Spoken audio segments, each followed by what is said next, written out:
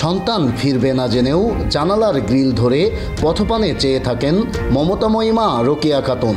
সন্তানের স্মৃতি আঁকড়ে নির্মম বেঁচে থাকা। 2019 সালের 6 অক্টোবর এই পথেই প্রিয় সন্তানকে ক্যাম্পাসের উদ্দেশ্যে বাসে তুলে দিয়েছিলেন তিনি। সে যাওয়াই যে সন্তানের শেষ যাওয়া তা জেনেও তার অপলক চেয়ে থাকা। আবরার হত্যা মামলায় বিচারিক আদালতের রায় হাইকোর্টে বহাল থাকায় স্বস্তি জানান রোকেয়া খাতুন।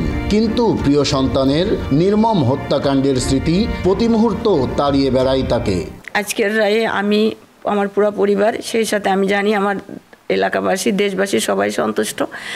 এই রায়ের প্রতি আমরা সবাই সন্তুষ্ট, আর আমরা চাই যে দ্রুত সময়ের মধ্যে এই রায়টা কার্যকরী করা হোক। দ্রুত পলাতক আসামিদের গ্রেপ্তার ও রায় কার্যকরের দাবি জানান তিনি। সেই সঙ্গে আর কারো সন্তানকে যেন এমন নির্মমতার শিকার হতে না হয় এ দাবিও জানান রাষ্ট্রের কাছে।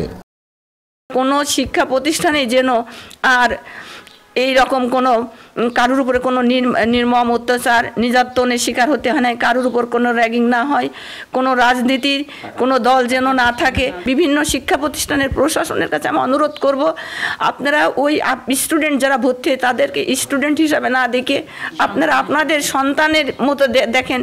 আবরার ফাহাদ হত্যা মামলায় হাইকোর্টের রায়ে সন্তুষ্ট প্রতিবেশীরাও। তারাও চান দ্রুত রায় কার্যকর সহ শিক্ষা প্রতিষ্ঠানে হত্যার রাজনীতি বন্ধ হোক। আজকের রায়ে আমরা পুরা পরিবার, আমাদের পুরা ফ্যামিলি আমরা খুব সন্তুষ্ট। আর আমরা চাই এই বিচার ফাঁসি, যতগুলো ফাঁসি হয়েছে, যতগুলোর যাবজ্জীবন কারাদণ্ড হয়েছে, এটা দ্রুত কার্যকর করা হোক। নষ্ট রাজনীতির বলেই কিন্তু আমাদের আবরার। আমরা চাই যে এই শিক্ষা প্রতিষ্ঠানগুলো রাজনীতিমুক্ত হোক। দ্রুত সব প্রক্রিয়া শেষে কার্যকর হবে আবরার ফাহাদ হত্যা মামলার রায়, এমনটিই আশা সবার। নাইদা সান্তিতাস, দেশ টিভি, কুষ্টিয়া।